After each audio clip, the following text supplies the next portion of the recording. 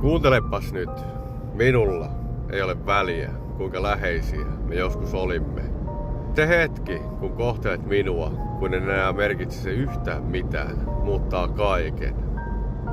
Kun vähättelet, kun jätät viimeiseksi, kun muistat vain silloin, kun sinulle sopii.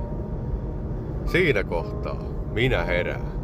Opin yhden asian elämästä. Rakkaus ilman kunnioitusta on paskaa.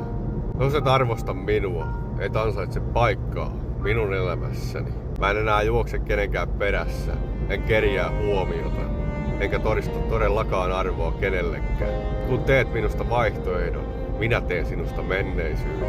Luottamus rakennetaan teoilla, ja kun se rikotaan, se on sitten siinä.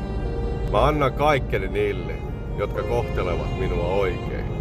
Mutta kun alat pelleillä, valehdella tai käyttäytyä, kuin en olisi tärkeä, minä lähden hiljaa, lopullisesti. En enää suostu paskaan kohteluun, mä valitsen rauhan.